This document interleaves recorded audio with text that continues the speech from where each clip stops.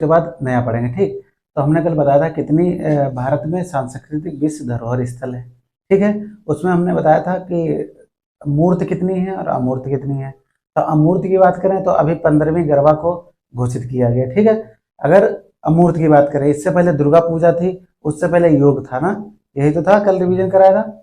तो वर्तमान में 42 हैं, ये मूर्त धरोहर स्थल है। ठीक है, 42 में 34 आपके क्या है, 34 7 और 1। ठीक, 34 आपके सांस्कृतिक, 7 प्राकृतिक और 1 मिश्रित। तो 34 सांस्कृतिक, 7 प्राकृतिक और 1 मिश्रित। मिश्रित कौन सी है, कंचनजंगा। ठीक, तो पहला रिवीजन करते हैं गरबा। गरबा को अभी 15वीं विश्व धरोहर अमूर्त सांस्कृतिक धरोहर स्थल घोषित किया गया। ठीक, अब गरबा क्या है, गरबा नृत्य है। ठीक, मूर्त अमूर्त तो समझते ही होंगे। इसमें क्या है, गरबा को मानवता की एक अमूर्त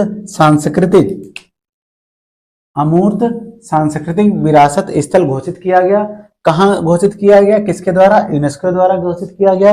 यूनेस्को की बैठक कहाँ हुई थी, ये 5 से 8 दिसंबर 2023 को कसाने, बोत्सवाना। ठीक, बोत्सवाना में के कसाने में बैठक हुई थी, किसकी, जो गरबा को यूनेस्को की, ठीक, यूनेस्को की 18वीं बैठक हुई थी।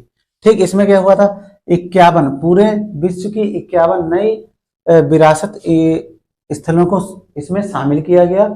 यूनेस्को की अमूर्त सांस्कृतिक, पूरे विश्व की कितनी, 51। भारत की इसमें कौन सी थी, 15वीं गरबा थी। ठीक, अब देखिए, तो विरासत सूची में शामिल किया, क्लियर।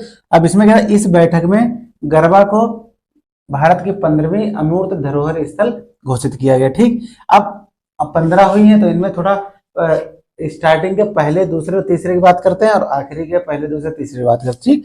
तो सबसे पहला अगर अमूर्त धरोहर पूछा जाए भारत की, तो क्या है, रामलीला। कौन सी है, रामलीला 2008 में हुई थी। ठीक, दूसरी वैदिक मंत्रोच्चार, ये भी 2008 में हुआ। ठीक, तो 2008 में रामलीला, वैदिक मंत्रोच्चार और कुट्टियम ये क्या है, सांस्कृतिक नाट्य कला है। सांस्कृतिक क्या है, नाट्य कला। तो 2008 में अगर क्रम लगाने के लिए पूछता है तो रामलीला, वैदिक मंत्रोच्चार और आपका कुट्टियम संस्करण नाट्य कला, ये 3 हो गए 2008 में। तो ये 3 हो गए, 3 के बाद 4 5 इंपॉर्टेंट नहीं है। अब छठी देखते हैं, छठी कालबेलिया, ये लोकगीत है। ये क्या है, लोकगीत है। ये कहाँ का है, राजस्थान का, याद रखना। ठीक, राजस्थान के इस समय सीएम कौन है, अभी हाल ही में चुनाव हुआ था। राजस्थान में विधानसभा सीटें 200 हैं। ठीक, यहाँ के कौन है, भजनलाल शर्मा है यहाँ के मुख्यमंत्री। ठीक, फिर क्या है, तो कालबेलिया ये लोकगीत है राजस्थान का। इसे 2010 में क्या किया गया था, अमूर्त धरोहर स्थल घोषित किया गया। ठीक, तो पहला क्या, रामलीला, वैदिक मंत्रोच्चार, कुट्टियम 2008 में। फिर छठी कालबेलिया लोकगीत राजस्थान 2010 में। अब 2010 में और है छऊ नृत्य 3 राज्यों में होता है, झारखंड, उड़ीसा, पश्चिम बंगाल में। ठीक, अगर कोई ऑप्शन देगा तो इन तीनों में से तीनों का नाम नहीं देगा, किसी एक राज्य का देगा ना। ठीक, तो छऊ नृत्य को 2010 में। ठीक, लोकगीत को 2010 में। ठीक, और ये हो गया। अब अगला है 11वीं, तो 6 के बाद कालबेलिया, 7वीं छऊ नृत्य हो गया। अब आपकी 8 9 10 नहीं इंपॉर्टेंट है, 11वीं देखिए। 11वीं कौन सी है, योग दिवस कब मनाया जाता है, 21 जून को। इस बार किस नंबर का मनाया गया, 90 नंबर का। कहाँ, 90 नंबर का। ठीक, तो योग, भाई योग एक एक करोगे, योग हो जाएगा 2016 में। ठीक, 2016 में योग को अमूर्त धरोहर घोषित किया गया। और नवरोज, ये जम्मू कश्मीर का पारसी त्योहार है ना। ठीक, नवरोज 2016 में हुआ। ठीक, ये 12वीं बनी। फिर 13वीं कौन सी है, कुंभ मेला 2017 में, याद रखना।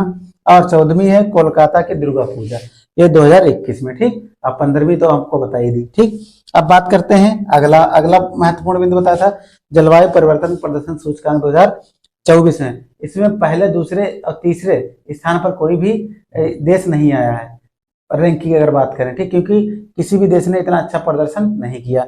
लेकिन चौथी, पांचवी, छठी याद करेंगे, वो देश पहले हैं लेकिन उनकी रैंक कौन सी है, चौथी, पांचवी, छठी है। देखिए, तो इसमें क्या है, जलवायु परिवर्तन प्रदर्शन सूचकांक की शुरुआत हुई थी 2005 से।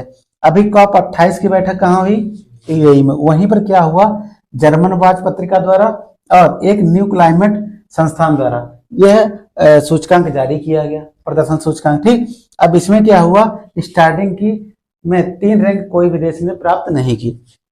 इसमें अब फर्स्ट की बात करें कोई नहीं आया, लेकिन डेनमार्क जो है पहला देश बना जिसका सर्वोच्च स्थान है, इसकी रैंक कौन किस क्रम की है, चौथी। ठीक, डेनमार्क पहला देश हो गया। अब चौथी के बाद अब पांचवा एस्टोनिया बना था, पांचवा एस्टोनिया बना था। अच्छा, अब छठा कौन बना था, फिलीपींस।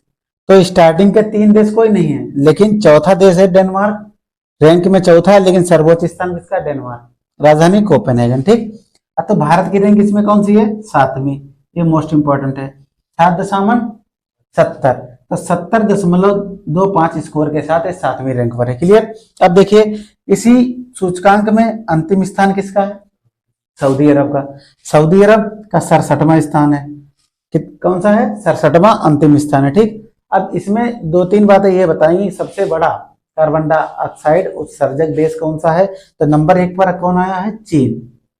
कौन आया, चीन। यहाँ पे सबसे ज्यादा कंपनियां हैं, उद्योग धंधे हैं और आपके व्हीकल्स हैं। ठीक, अगला है अमेरिका दूसरे नंबर पर। ठीक, दूसरे नंबर पर अमेरिका। ठीक, अब बात करते हैं Time person of the year. हर एक वर्ष का एक Time person of the year उसके अच्छे कामों के लिए उसको घोषित किया जाता है। तो time person of the year की शुरुआत 1927 से हुई थी। 1930 में पहले भारतीय महात्मा गांधी बने थे जो time person of the year घोषित किए गए थे। तो time person of the year पुरस्कार 2023 का टेलर स्विफ्ट को मिला, जो एक पॉप गायिका है अमेरिका की। ठीक, अब देखिए 2014 व 16 में, 2014 और 16 में ऑनलाइन एक पोल होता है, जैसे ऑनलाइन कहीं कहीं वोट पड़ते हैं, तो ऑनलाइन वोटिंग हुई थी, तो उसमें ऑनलाइन रीडर्स पोल विजेता किसे घोषित किया गया था, मोदी जी को। ठीक, अब कवर पेज पर 2 बार स्थान पाने वाली पहली महिला है कौन, टेलर स्विफ्ट। ठीक, अब जिस प्रकार से Time person of the year हुआ उसी प्रकार से सीईओ ऑफ द ईयर होता है। ठीक, तो ये सेम अल्टमैन है, ओपन एआई कंपनी है, उसके ये क्या है, सीईओ है। इन्हें जिस प्रकार से Time person of the year Taylor Swift को घोषित किया गया, इसी प्रकार से CEO of the year Sam Altman को दिया गया, ओपन एआई के संस्थापक हैं। दूसरा है ऐसे एथलीट का पूरे वर्ष का दिया गया, तो ये लियोनेल मेसी है। ये कौन है, फुटबॉलर है। ये कौन है, फुटबॉलर। तो ये तो हो गया हमारा रिवीजन। ठीक, अब आज के नए महत्वपूर्ण प्रश्नों पर हम चर्चा करते हैं। ठीक,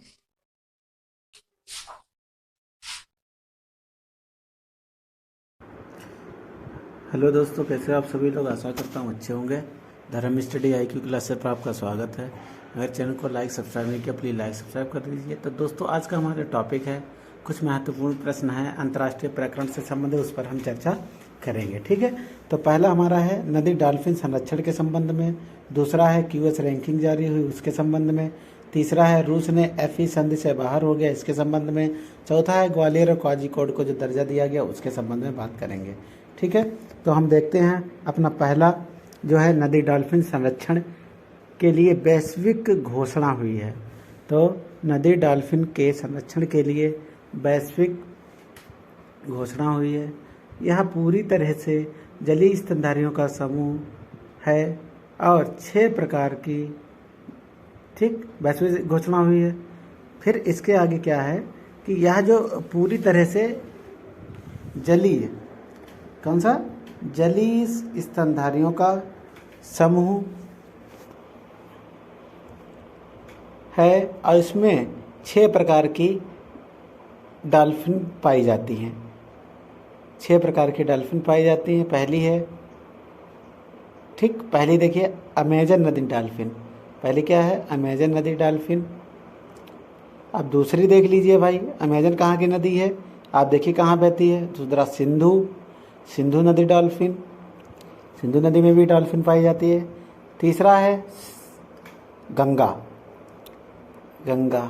तीसरा गंगा, चौथा इरावदी, चौथा क्या है, इरावदी है, पांचवी तुकजी है और छठी है और अंतिम है यांग तजे नदियाँ शामिल हैं इसमें। इन 6 प्रकार, ये 6 नदियों में डॉल्फिन आपकी जो मछली है वो पाई जाती है। ठीक, अब इसके संबंध में क्या हुआ, 24 अक्टूबर 2023 को एशिया के कुछ देश और दक्षिण अफ्रीका के कुछ देश, ठीक, एशिया और दक्षिण अफ्रीका के कुछ देश, टोटल 11 देशों ने, कितने याद कर लो इसको, यह इम्पोर्टेंट है, टोटल 11 देशों ने मिलकर कहाँ? कोलंबिया। कोलंबिया की राजधानी याद कर लो, मोस्ट इम्पॉर्टेंट, कोलंबिया की राजधानी बागोटा। यहीं पर एक समझौता हुआ इन 11 देशों के बीच। ठीक, अब वो समझौता जो हुआ है वो कौन कौन से देश हैं उन पर हम चर्चा करते हैं। नंबर 1 बांग्लादेश, दूसरा बोलीविया, तीसरा ब्राज़ील, चौथा कंबोडिया, भारत, कोलंबिया, इक्वाडोर। ठीक, बांग्लादेश अंडरलाइन कर लो, भारत कर लो अंडरलाइन, इक्वाडोर, नेपाल को भी अंडरलाइन कर लो, पाकिस्तान भी है, पेरू, वेनेजुएला। ये 11 देश हो गए। और किस नाम से समझौता हुआ है? Global declaration for river dolphins by 2023। 2030 तक क्या है, जो गंगे डॉल्फिन है या सिंधु डॉल्फिन है, इनके संरक्षण के लिए और इनके संख्या में बढ़ोतरी के लिए क्या हुआ? यह समझौता हुआ। ठीक, global declaration for river dolphins. ठीक, 2030 तक इनके संरक्षण के लिए और इनके बढ़ावे के लिए इनको बढ़ाया जाएगा। ठीक, अब अगला महत्वपूर्ण प्रश्न आता है क्यूएस एशिया यूनिवर्सिटी रैंकिंग 2024। ठीक, QS Asia ranking university ranking 2024। QS full form याद कर लो, क्यूएस की फुल फॉर्म आती है, इसका है क्वेक कोरेली साइमंड्स। एक व्यक्ति थे, उनके नाम पर ये जारी की जाती है। ठीक, तो लिख लो क्वेक कोरेली साइमंड्स। ठीक, एशिया यूनिवर्सिटी रैंकिंग 2024। अब इस रैंकिंग में क्या होता है? इस रैंकिंग में होता है अगर एशिया में कौन सी यूनिवर्सिटी कितनी अच्छा अपना स्थान रखती है। प्रत्येक वर्ष एशिया के सर्वोत्तम विश्वविद्यालय की सूची जारी की जाती है। इस बार 8 नवंबर 2023 को 16वां संस्करण के आधार पर इसको जारी किया गया। इसमें 25 देश शामिल हैं, 25 देशों के 856 संस्थान शामिल हैं और सर्वाधिक जो विश्वविद्यालय हैं वो भारत के हैं। सर्वाधिक विश्वविद्यालय किसके हैं? भारत के। कितने हैं? 148। कितने हैं? 148। ठीक, अब इसमें ये देखेंगे कि सर्वश्रेष्ठ रैंकिंग में प्रथम स्थान किसका है। तो सर्वश्रेष्ठ रैंकिंग में प्रथम स्थान है चीन का पेकिंग विश्वविद्यालय, एशिया का सर्वश्रेष्ठ विश्वविद्यालय घोषित हुआ। दूसरा आपका हांगकांग विश्वविद्यालय है। तीसरा नेशनल यूनिवर्सिटी ऑफ सिंगापुर, इसे तीसरा स्थान दिया गया। तो हमने शुरुआत के टॉप 3 याद किए, अब लास्ट के देखते हैं भाई साहब। इसमें क्या है? टॉप 100 में, टॉप 100 जो हमें है भारतीय यूनिवर्सिटियों ने किसने अपना स्थान इसमें अर्जित किया। तो अगर रैंक की बात करेंगे तो 40वीं रैंक का है। अगर वैश्विक स्तर पर बात करेंगे तो आईआईटी बॉम्बे, लेकिन इंडिया में टॉप पर। ठीक, दूसरी है आईआईटी दिल्ली, लेकिन वैश्विक स्तर पर 46 नंबर पर। तीसरी है आईआईटी मद्रास, ये 53 नंबर पर। ठीक, फिर चौथी देख लीजिए आईआईटी कानपुर, आईआईटी कानपुर। तो ये बहुत ही महत्वपूर्ण है। ठीक, तो समझ गए, याद रखना। अब बात करते हैं एक संधि से बाहर हुआ है रूस। एक CFE नाम की एक संधि है, उससे रूस जो देश है वो बाहर हो गया है। ठीक, अब CFE की पहले फुल फॉर्म देखते हैं, उसमें क्या है, कब लागू हुई, सब बताएंगे। तो इसकी फुल फॉर्म है treaty on conventional arm force in Europe. Europe के जितने भी देश हैं उनके बीच एक पारंपरिक शस्त्र संधि हुई थी। स्थापना इसकी 1990 में हुई थी, लेकिन लागू 9 नवंबर 1992 को हुई। ठीक, कानूनी रूप से बाध्यकारी अंतर्राष्ट्रीय संधि है। इसमें कंपलसरी यूरोप के कुछ देशों को शामिल किया जाता है। ठीक, इसी से रूस ने बाहर होने की घोषणा की है। ठीक, अब अगला दिखाते हैं आपको क्वेश्चन। अगला है ग्वालियर और कोझिकोड। ग्वालियर मध्य प्रदेश में पड़ता है, कोझिकोड केरल में पड़ता है। तो ग्वालियर को संगीत के लिए, कोझिकोड को साहित्य के लिए UCCN मतलब यूनेस्को क्रिएटिव सिटीज की लिस्ट में शामिल किया गया। कब?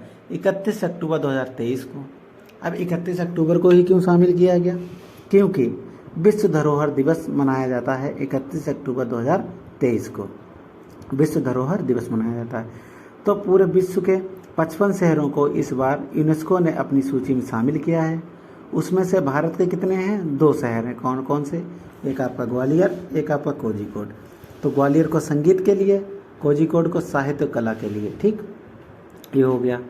तो यूनेस्को की अगर बात करते हैं तो यूनेस्को का हेडक्वार्टर कहाँ है, देख लीजिए आप। और यूनेस्को के वर्तमान निदेशक कौन है? आद्रे अजोले। आद्रे अजोले, ठीक, आद्रे अजोले हैं। ठीक,